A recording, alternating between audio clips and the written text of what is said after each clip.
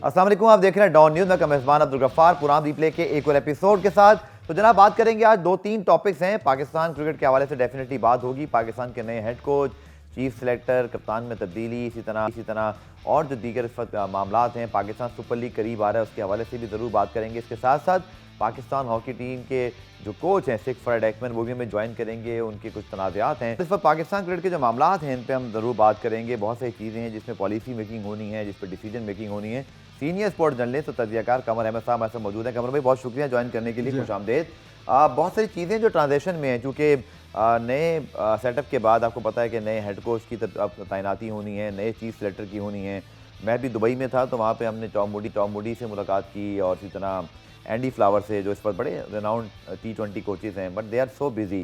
So must be a very difficult task for Pakistan cricket board, क्योंकि अब जो आप डिसीजन लेंगे सर कमर भाई, मैं समझता हूँ कि ये आपके फ्यूचर पे बहुत डिपेंड करेगा कि आप कौन से कोचेस लेके आते हैं, चीफ सिलेक्टर कौन से ले आते हैं।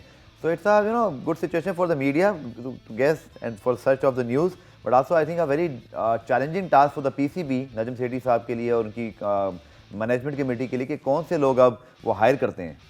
बहुत ज़्यादा चैलेंजिंग इस PCB के लिए, वो इसलिए कि आप देखें कि इस कदर क्रिकेट दुनिया में फैल गई है, और ख़ासकर ये लीग जो हो रही है, तो उसमें बहुत से लोग जो है इंगेज हो गए हैं, बहुत से लोग अवेलेबल हैं, बहुत से लोग नहीं हैं जी। जो कोचेस जो हैं, जिनकी एबिलिटी है कोच करने की किसी भी इंटरनेशनल टीम को, उनमें से ज़्यादा लोग इंगेज हैं ऑलरेडी। बिल्कुल। और इसी वजह से आपने देखा कि अभी मिकी आर्थर जो कि बार बार पाकिस्तान के ख़ास वो थे, वो फेवरेट, उनको ऑफ़र की गई, उनको ऑफ़र भी की गई थी। एंडी फ्लावर वो भी बैक आउट कर गए। अब मैं सुनता आ रहा हूँ कि वकार यूनुस को भी शायद किसी ने, वकार यूनुस ने तो कह दिया जी मैं इंटरेस्टेड ही नहीं हूँ, तो ट्वीट हिमसेल्फ, इसलिए कि वो कमेंट्री करते हैं। तो बहुत सारे फैक्टर्स इन्वॉल्व हैं। अब इसमें कोई ज़रूरी तो नहीं है कि आप अगर कोई बाहर का कोच ना मिले तो आप सिर्फ बाहर के कोच को तलाश करते रहें। ठीक है, आप अपने पाकिस्तानी किसी टॉप के खिलाड़ी को जो इस वक्त खेल नहीं रहा हो, उसको भी आप इंगेज कर सकते हैं। उनमें बहुत सारे नाम हैं, बार बार उमर गुल का भी नाम आ रहा है, मैं देखता हूँ। ठीक है, कि वो भी इंटरेस्टेड है, और कोई ना कोई तो पाकिस्तान क्रिकेट बोर्ड को मिल ही जाएगा। जाहिर है कि इनकी नज़रें हैं लोगों पर, ये तलाश कर रहे हैं, कोशिश कर रहे हैं कि कोई अच्छा बाहर का फॉरेन कोच इनको मिल जाए, ताकि शायद कोई बेहतरी आ जाए पाकिस्तान की क्रिकेट में। जिस तरह की हैज़र्ड टाइप की और इनकन्सिस्टेंट टाइप की परफॉर्मेंस रही है लोगों की। तो अब सकलैन मुश्ताक का भी टर्म ख़त्म हो गया था, शॉन टेट का भी, वो भी चले गए जी। ये सारे लोग। तो you need a coach, respectable person, और जो कि कमांड कर सके रेस्पेक्ट और प्रॉपर गाइडेंस कर सकते हैं यंगस्टर्स को। अच्छा, मिकी आर्थर साहब को जब रिप्रोच की गई तो नजम सेठी साहब ने कराची मीडिया टॉक की थी, I remember one of his quotes के फॉरेन कोचेस शायद पाकिस्तान के लिए बेहतर है, बिकॉज उससे थोड़ी सी ट्रांसपेरेंसी आती है, और हमारा जो कल्चर है इसमें थोड़ा सा एक रहता है ज़रा, जो हमारे कोचेज़ हैं या एक आम तौर पे जो हमारे यहाँ होते जिन लोगों के पास होते हैं, थोड़ा फेवरेटिज्म या लाइक डिसलाइक हमारे कल्चर का हिस्सा है।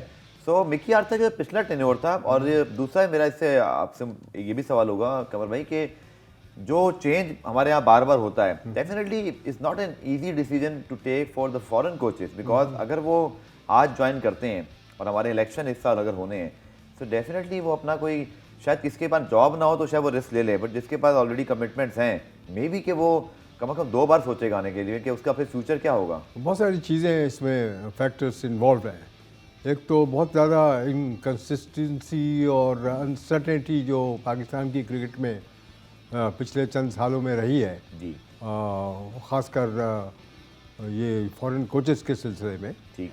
तो और पाकिस्तान की जो फेलियर्स होम सीरीज़ में है, उसको भी काफ़ी नज़र लोगों की है। तो इसको बेहतर बनाने के लिए जाहिर है कि ये नया क्रिकेट बोर्ड जो अब रिप्लेस किया है पिछले क्रिकेट बोर्ड को, उसकी कोशिश यही होगी कि अच्छे से अच्छा कोई शख्स ऐसा मिले जो कि सही तरीके से ऑर्गेनाइज कर सके इस टीम को, जो कि बार बार यानी होम सीरीज़ हार रही है। ठीक है, विच इज़ क्वाइट वरी। बिल्कुल आपने ठीक कहा कमर भाई। और जब आप स्पेशली आपकी बम्पर सीजन था, ये भी हमें शायद मानना पड़ेगा कि ऑस्ट्रेलिया, इंग्लैंड, न्यूजीलैंड वाकई इस वक्त दुनिया की टॉप 3 टीमें हैं, वो आपके पास आई। तो जब आप किसी छोटी टीम से तो खैर नहीं आ रहे कि बांग्लादेश, श्रीलंका, जिम्बाब्वे, बट बहरहाल कोई एक्सक्यूज़ नहीं है, हमें डोमिनेट नहीं थे तो मतलब इससे बेहतर हम कम्पीट कर सकते थे। कमर भाई, इसका हल क्या है? अब हमने जुलाई में खेलनी टेस्ट सीरीज अगेंस्ट श्रीलंका, और हमारी लिमिटेड ओवर सीरीज है राइट आफ्टर PSL, तो we don't have busy season ahead. तो हमें शायद फैसले उसी लिहाज से लेने मे बी कि अगर हमारे सामने बहुत ज़्यादा क्रिकेट होती तो फिर हम थोड़ा सा क्राइसिस में या पैनिक बटन भी दबा सकते थे, but we I think we have a time to just sit relax and think about it before make a big decision. देखिए, होम सीरीज, टेस्ट सीरीज हारने के बाद या जी, जी। वनडे सीरीज हारने के बाद डोंट गेट पैनिक्ड। ठीक है। पैनिक से काम नहीं चलता, काम चलता है काम करने से। एंड स्पेशली भाई कतई कलामी when you have a young captain, मतलब वो भी बहुत बरसा नहीं हुआ उनको, 7-8 साल के, अब आपको फ्यूचर की तरह देखना है। ओके, हमारे पास ये भी धनवाई कीजिएगा, we have the alternate of Babar Azam, जो लोग बात कर रहे हैं, मतलब अल्टरनेट जैसे शान मसूद को अपॉइंट किया गया था vice captain, unfortunately didn't perform. So ये भी तो मसला है ना कि हमारे पास कुछ सूटेबल रिप्लेसमेंट तो हो। देखिए, शान मसूद ने परफॉर्म नहीं किया तो इसका मतलब ये नहीं कि परफॉर्म नहीं करेंगे, ठीक है। ठीक है ना। लेकिन वो एक एजुकेटेड आदमी है, जी जी, वो टेस्ट क्रिकेट में एक्सपीरियंस आदमी है, ठीक है। वनडे क्रिकेट भी ठीक ठाक खेलते हैं। पाकिस्तान में कोई ऐसा बैट्समैन सिवाय बाबर आजम के नहीं है जिसमें कंसिस्टेंसी हो। ठीक है, आप देख लें, पूरी बिल्कुल, सीरीज ऐसे ही उठा है। के देख लें आप, ऑस्ट्रेलिया की या इंग्लैंड के खिलाफ या फॉर दैट मैटर न्यूजीलैंड के खिलाफ अभी जो खत्म हुई जी जी है, जी जी, बैट्समैनों में कंसिस्टेंसी नहीं है सिवाय बाबर आजम के। अब बार बार जब बात यह कि you are as good a captain as your team, ठीक, बिल्कुल ठीक है। अगर टीम आपकी परफॉर्म कर रही है तो वाह वाह वाह, कप्तान की भी हो जाती है। कप्तान कितना भी अच्छा हो और टीम खराब कर रही हो तो फिर कप्तान पर क्रिटिसिज्म शुरू हो अब जाएगी। ये जो टीम है सर, डेफिनेटली वो 80s और 90s वाली पाकिस्तान टीम नहीं है जिसमें एक टीम में 8-8 9-9 सुपरस्टार्स, और फिर उस ज़माने में तो कप्तान भी 4-4 5-5 एक साथ खेले हैं। तो ये टीम भी तो सर अभी इंजरीज भी हुई, शाहीन की, नसीम की। अब डेफिनेटली परफॉर्मेंस हमारा बेहतर हो जाता, we have to, selection committee का ऊपर ही सब जिम्मेदारी आती है कि आपने बैकअप बनाए होते। बट आप समझते हैं कि बाबर आजम के पास उस तरह की टीम है जो वसीम अकरम के पास थी, इमरान खान के पास थी, उस तरह का टैलेंट, एक दो प्लेयर तो हैं लेकिन टीम वैसी नहीं है मेरे ख्याल में। बिल्कुल नहीं, बिल्कुल नहीं, इसलिए कि ज़्यादातर रॉ टैलेंट है। जी, आप देखिए, किसी के पास बड़ा एक्सपीरियंस नहीं है, ना बॉलरों के पास ना बैट्समैनों के पास। ठीक है। पूरी टीम उठा के देख लें आप कि किसी बॉलर ने 4 टेस्ट खेले, किसी ने नहीं खेले, डेब्यू है सर सारे। डेब्यू कर रहा है। आपका जो मेन फास्ट बॉलर है शाहीन शाह अफरीदी, वो इंजर्ड है। और इसी तरह बैटिंग में आपने नए नए लोगों को ट्राई किया, उसमें आप देखें कि सऊद शकील कामयाब हो गए, बिल्कुल। आगा सलमान या सलमान आगा जो भी है आगा सलमान, वो अच्छी परफॉर्मेंस की उन्होंने। ठीक है, तो इसका मतलब ये नहीं है कि आपको लड़के मिल नहीं सकते। ठीक है। भाई, फेलियर और सक्सेस तो किसी भी टीम में दुनिया के हो सकती है। अब ये कि आप होम सीरीज में अगर मैचेस हार जाए। कमर भाई, मुझे कहता है कलामी न्यूज़ ब्रेक की तरफ फौरन बढ़ना है। न्यूज़ ब्रेक से वापस आकर कमर भाई का जो पॉइंट ऑफ व्यू है इस बारे में लेंगे, मजीद टॉपिक से बात करेंगे।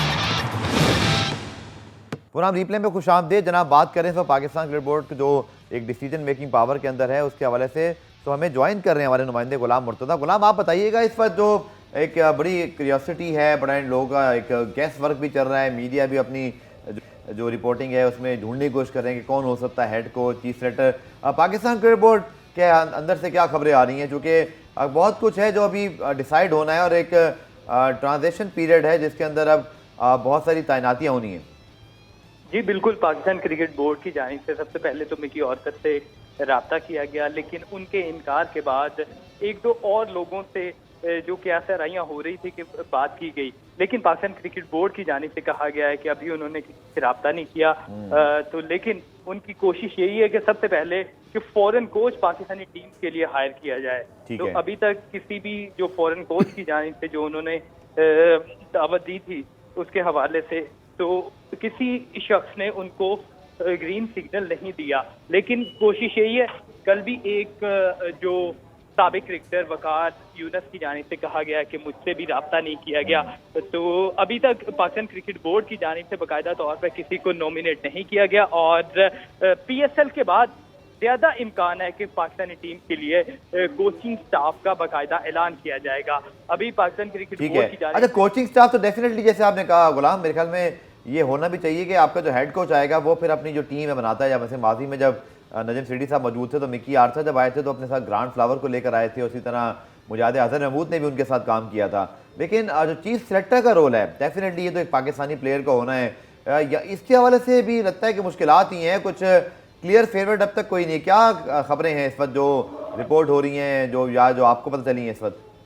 जी, चीफ सेलेक्टर के हवाले से जब हमारी बात हुई थी पाकिस्तान क्रिकेट बोर्ड के जो नुमाइंदगान हैं लोगों से, तो उनकी जानिब से कहा गया कि अभी हमने एक दो नाम सोचे हैं, लेकिन उनके ऊपर डिस्कशन चल रही है। सबसे पहले तो वो शाहिद अफरीदी को ही कंटिन्यू करने के हक में है, लेकिन अब ये देखना है कि शाहिद अफरीदी उनकी ऑफर एक्सेप्ट करते हैं या नहीं करते हैं। ठीक तो है। उसके बाद ही अगला डिसीजन लिया जाएगा। लेकिन अभी सिलेक्शन कमेटी के हवाले से भी बाकायदा तौर पे जो उन्होंने फाइनल नहीं किया, क्योंकि आगे पीएसएल होनी है, तमाम तर जो तवज्जो है वो पीएसएल के ऊपर है, और उसके बाद पीएसएल के बाद न्यूजीलैंड की टीम ने पाकिस्तान आना है। तो उसकी सिलेक्शन के हवाले से क्योंकि जो कमेटी बनेगी तो वही करेगी, तो सिलेक्शन कमेटी को भी उसमें अगर वो बनती है पीएसएल के बाद तो उन्हें भी आसानी हो जाएगी कि पीएसएल के प्लेयर पीएसएल में जो परफॉर्म करेंगे तो उन लड़कों को चलिए, आप हमारे साथ मौजूद है कि आपने जो खबर दी है और जो बात की कुछ इनसाइड, इसमें मैं तबसरा ले लूं पहले तमर भाई का, फिर हम दूसरे टॉपिक पे आएंगे।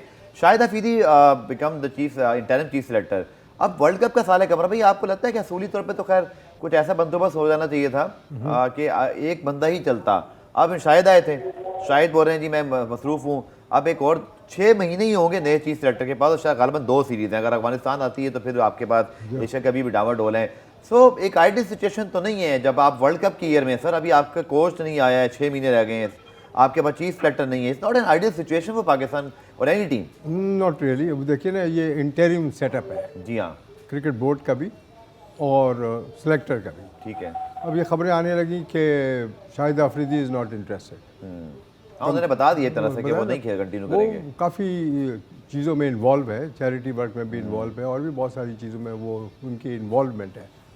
अगर फ़र्ज़ कीजिए कि वो नहीं राज़ी होते हैं चीफ सेलेक्टर बनने के, तो जाहिर है कि इनके लिए ऑप्शंस होने चाहिए, 2-4 ऐसे नाम होने चाहिए इनके पास जिनसे ये नेगोशिएट कर सके। ठीक है कि सिलेक्टर और जो चीफ सेलेक्टर होता है या सिलेक्टर होता है पाकिस्तान में, वो बराए नाम ही होता है मेरी नज़र में, तो हमेशा से कुछ ऐसे ही रहा है। तो अब देखना ये कि किसका नाम। अच्छा, इसमें एक और बड़ा इंटरेस्टिंग टॉपिक है कमर भाई कि लास्ट टाइम जो क्रिकेट बोर्ड था उन्होंने नया तजर्बा किया कि चीफ सिलेक्टर थे और उनके साथ 6 डोमेस्टिक कोचेस थे। अब तो खैर वो डोमेस्टिक डिपार्टमेंट अभी ये भी चेंज हो गया। आप किस तरह की सिलेक्शन कमेटी के हक में, बिकॉज हमारे यहाँ एक ज़माने में 4 रुकनी सिलेक्शन कमेटी होती थी, एक चीफ सिलेक्टर होते थे, बाकी आपके मुझे याद है आफ्ताब बलोच या फ़ारूक जमान या कभी वजातुल्लाह वास्ती, फिर ऑब्वियसली आपके जो तौसीफ अहमद वो कराची से, ताकि हर सेंटर का एक सिलेक्टर अपने मैचेस भी जाके देखे। आप किस तरह की सिलेक्शन कमेटी के हक में जो पाकिस्तान क्रिकेट के अंदर प्रिवेल कर सकती है? देखिए, ज़्यादातर सिलेक्शन कमेटी में ज़्यादातर जो लोग रहे हैं वो यसमैन रहे हैं, कि जो ऊपर से ऑर्डर आ गया। चीफ सिलेक्टर भी यसमैन थे, वो ज़्यादातर यही होता है। जो मेरा पर्सनल एक्सपीरियंस है फर्स्ट क्लास क्रिकेट खेलने का या टीमों के साथ डील करने का या पाकिस्तान कवर किया आपने इतना अर्सा। हाँ, तो ये ज़्यादातर लोग जो हैं वो हाँ में हाँ मिलाने वाले, ताकि ज़्यादातर इनका टेन्योर रह सके।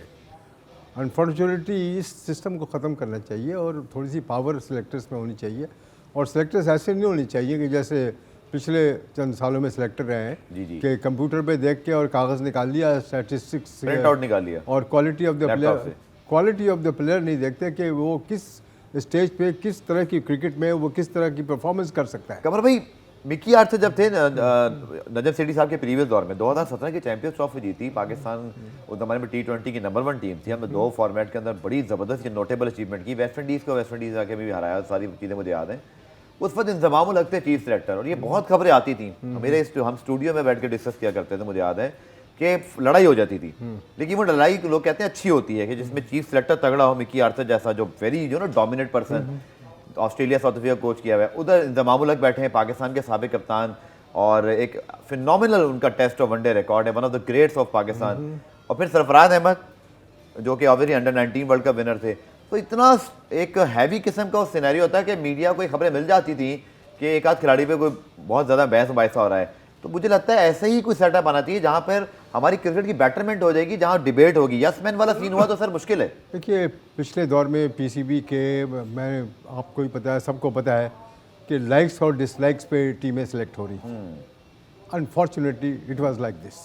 ठीक है, तो ये सिस्टम को ख़त्म हो जाना चाहिए। 3 रुकनी सिलेक्शन कमेटी के हक में सर ये कोचेस डोमेस्टिक के साथ हो, 3 ही होने चाहिए, 3 से ज़्यादा होने नहीं कोचेस ना हो। चाहिए। देखिए, बात दरअसल ये है कि दुनिया में और कहीं आप जाएंगे, जैसे विलायत है, जैसे इंग्लैंड है, ठीक है, कि कोचेज़ हैं वहाँ पे 3 होते हैं, और जो कोच होता है, चीफ जो कोच होता है, हेड कोच, उसकी वो सिलेक्शन कमेटी में नहीं होता, बल्कि उसकी से होती है। हाँ, उसका इनपुट है।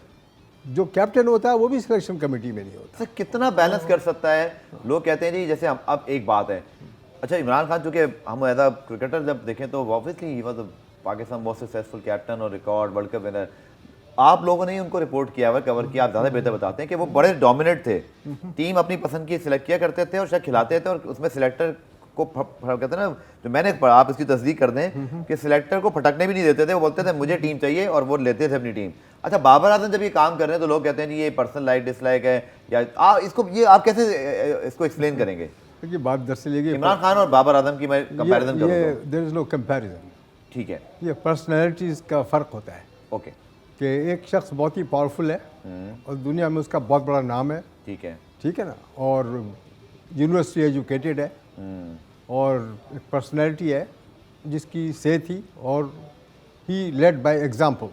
ठीक है, एक बहुत बड़ा ये फैक्टर होता है किसी भी कप्तान की ज़िंदगी में या ठीक है। किसी खिलाड़ी की ज़िंदगी में जो कि लीड कर रहा हो टीम को। ओके, तो बाबर आजम इमरान खान तो नहीं है, लेकिन इमरान खान से बेटर बैट्समैन है, ठीक है ना। कंसिस्टेंट है, वर्ल्ड क्लास है, इसका अपना परफॉर्मेंस तो ठीक है। कोई ज़रूरी नहीं है कि अगर बाबर आजम दुनिया का one of the finest batsman इस वक्त है, ठीक है, तो क्या अच्छा कप्तान भी हो सकता है, ठीक है, उसकी से ज़रूर हो लेकिन सकती सर मैंने है। अजहरुद्दीन साहब का भी इंटरव्यू किया, फिर हम अगले सेगमेंट पे जाएंगे। उन्होंने कहा कि मैं एक बड़ी शाबी हमारी अबू धाबी में उनसे मुलाकात हुई पाकिस्तान मीडिया से, ही वाज वेरी क्लियर। उन्होंने कहा देखें 1-1.5 साल में कोई बहुत बड़ा कैप्टन नहीं बन जाता। अगर आप चाहते हैं कोई भी कैप्टन हो, बाबर के बारे में सवाल करते हैं, मैं उनके बारे में भी कह देता हूँ, आपको थोड़ा सा उनको वक्त तो देना ही पड़ेगा, क्योंकि 3 फॉर्मेट हैं, फिर उनके अपने परफॉर्मेंस तो ठीक जा रहा है। तो आप एग्री करते हैं कि अगर आपने किसी को कैप्टन अपॉइंट कर ही दिया है तो थोड़ा सा और इंतजार कर लें बिफोर यू मेक चेंजेस? मैं आपसे आपकी राय पूछ रहा हूँ। I don't agree with Mohammad Azharuddin comments. Okay, वो इसलिए कि आप चूँकि मोहम्मद अजहरुद्दीन तो बैठ के मैच नहीं देख रहे हैं ना, हम लोग जो तो आंखों के सामने देख रहे ऑब्जर्वेशन हैं हमारी, कप्तान की परफॉर्मेंस और टीम की परफॉर्मेंस। ठीक है, तो एक शख्स बार बार अगर किसी स्टेज पे परफॉर्मेंस नहीं दे पा रहा है एज ए लीडर, उसके बैट्समैन होने में किसी दुनिया में किसी को शक नहीं है, ठीक लेकिन है। एज ए लीडर वो सही तरीके से लीड नहीं कर पा रहा है टीम को, टैक्टिकल मिस्टेक्स कर रहा है, ठीक है, तो इसका मतलब ये नहीं कि आप उसको 1-2 साल ट्राई करते रहें। बाबर आजम में एज ए कैप्टन अभी बहुत वक्त चाहिए। ठीक है, हर आदमी, हर दुनिया का बड़ा खिलाड़ी अच्छा कप्तान नहीं बन सकता है, हमेशा ज़िंदगी में याद रखें आप। वर्ल्ड कप का साल है, चूंकि फिर अगले साल ही वर्ल्ड कप है, लगता है ऐसे जैसे फिलहाल तो हमें एक, चूंकि हमने बात की इस प्रोग्राम में भी और ये आप सब भी जानते हैं कि जो रिप्लेसमेंट्स हैं वो शायद अभी इतने तैयार नहीं की, तो हमें वक्त से आगे सोचना तो पड़ेगी। और फिलहाल जो चीज़ है, मुझे लगता है कि शायद अगर आप फिलहाल, वो कहते हैं ना, जब चीज़ थोड़ी बहुत सही चल रही है तो चलने दीजिए, तो आगे के लिए ज़रूर लेंगे, प्लान कर रहे हैं। लेकिन प्रोग्राम में इस क्रिकेट के हवाले से हम इस पर एक ब्रेक लेते हैं। प्रोग्राम के हिस्से में बात करते हैं जनाब कौमी खेल हॉकी की, और वर्ल्ड कप हो रहा है पाकिस्तान हॉकी टीम के बगैर, इसी तरह बहुत सारे मामलात हैं, लेकिन एक और सिग्निफिकेंट इस बार बायस शर्मिंदगी समझ लीजिए कि हमारे जो हॉकी टीम के कोच हैं, नेदरलैंड से उनका ताल्लुक है, और सेक्फ्राइड एकमन, उनको भी 7-8 महीने से तनख्वाह नहीं मिली, वो फिर वापस चले गए। इस पर सेक्फ्राइड एकमन हमें ज्वाइन कर रहे हैं, अपने किसी काम से भारत में मौजूद हैं। सेक्फ्राइड, thank you so much for joining in, and it's very unfortunate we are talking about the matter which is very personal for everyone, but definitely you are coach of Pakistan team, you are the coach of Pakistan team right now as well. You didn't get the payments of the last 7-8 months, so did you talk and raise this matter in front of the authorities before as well? What was their response, and what is the latest situation right now? What they're saying right today? Yes, well, I have raised this matter with the authorities. It started with the previous administration, because when I went to after April, I didn't got any money anymore. So I asked them for the money before we left, and they said, well, it will come. We don't have money now, but we will absolutely pay. Okay. Then we went to the Commonwealth Games. There we talked about the things with the DG from Pakistan Sports Board. They also said that the money was, the check was already signed and it would come quickly, so no worries. Then afterwards, well, the federation was denounced. There were how do you call elections, and after the elections, the new federation started. And well, you know the story, and I have discussed with the new federation, and they said we don't have money, the funds are not released, and if PSB is not paying us, we don't have money. So Okay, we Sikfar, so cannot what pay is your them. stance right now? You are now not in Pakistan, so what is your stance? Do you want to continue? Of course, definitely, the reason behind this segment is to definitely highlight the issue again, and I wish you all the best. You must get the payment because you did work with Pakistan team. But what is your current position on the matter? Do you want to continue with the Pakistan hockey team as a coach? And of course, the payment issue is, of course, it's very unfortunate. Well, of course, I want to continue because I started this job and I want to finish it. I want to do whatever I can do to bring Pakistan back where I hope they will come back.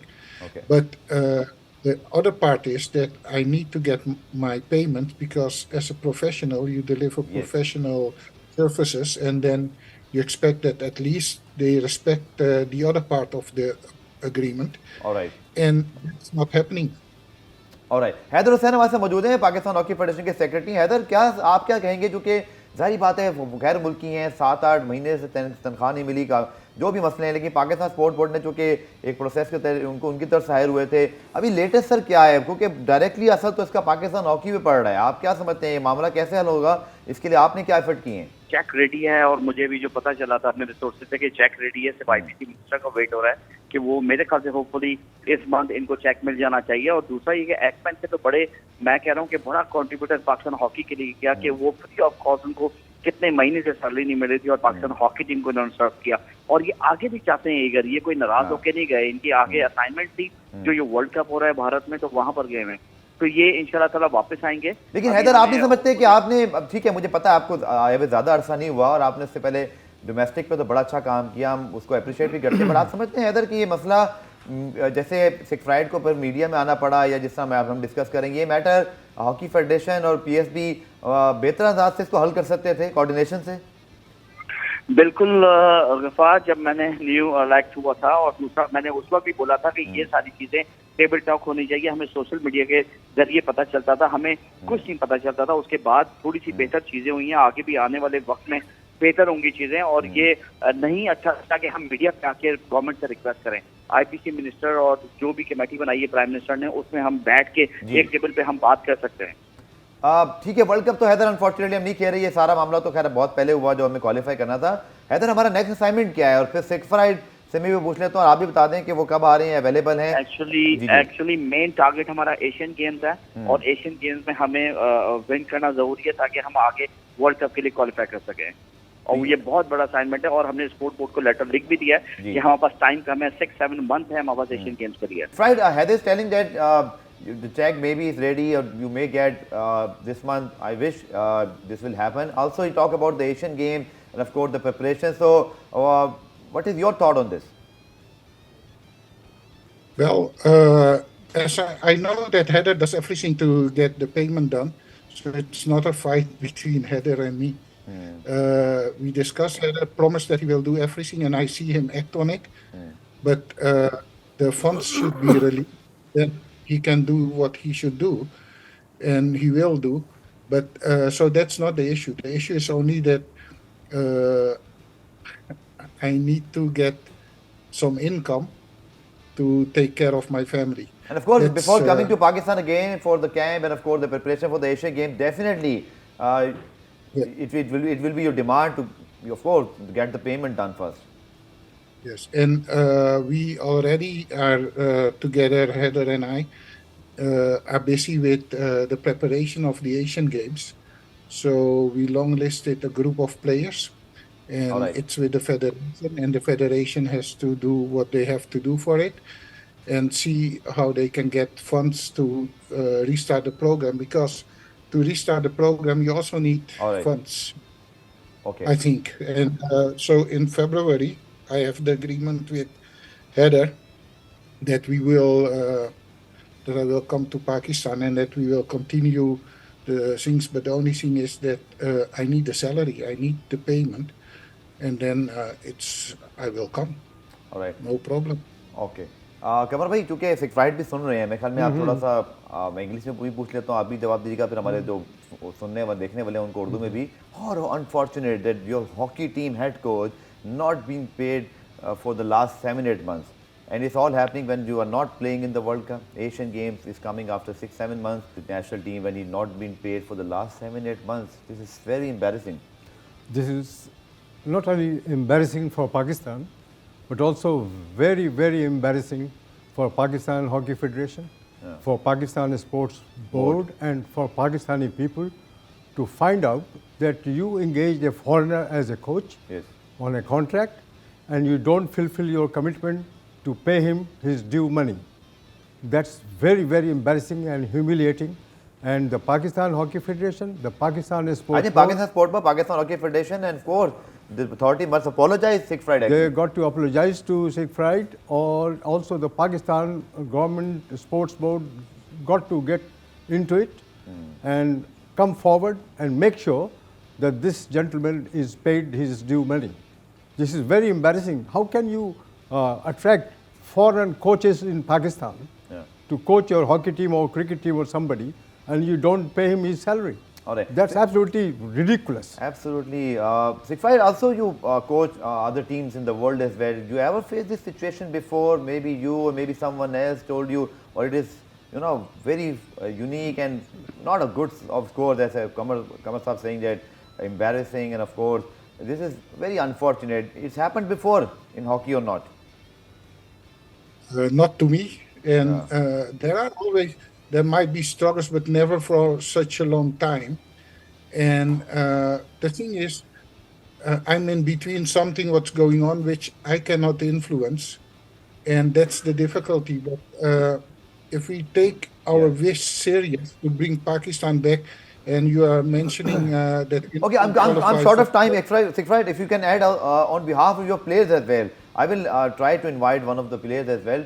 Are they getting the money on time? I'm talking about the players. Do you have any idea about it? The players, the captains, of course, the other coaching staff. What is the situation on their side? The players were paid until the Aslan Shah. They got everything. All right. And the last trip at the Nation Cup, they were not paid because the money Sports Board gave was only for the tickets, and Heather tried to get money from everywhere, and he managed to get some money so that we had accommodation and other things, but it was not enough to pay the dues at that moment. And as soon as he gets money again, then the players, because they are the first priority to pay, and I think that it's correct. All right. Thank you so much for joining in. I wish you all the best.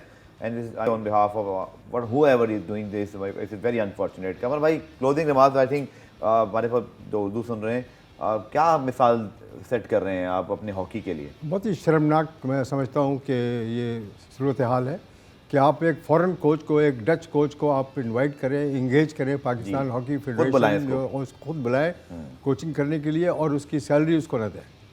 ये international scandal है और ये बड़ी I think perhaps the most lowest जो हम valley hockey को discuss करते हैं, इससे लोएस्ट क्या वेरी होगा? एम्बैरेसिंग। लेकिन sir, thank you so much Qamar भाई for your time, for your participation, और जिन लोगों ने ज्वाइन किया उनका भी बहुत बहुत शुक्रिया, स्पेशली सिग्फ्राइड एक्मन का। पुरान दीपले में आज के लिए इतने का, दोबारा से मुलाकात होगी, तब तक के लिए अल्लाह हाफ़िज़।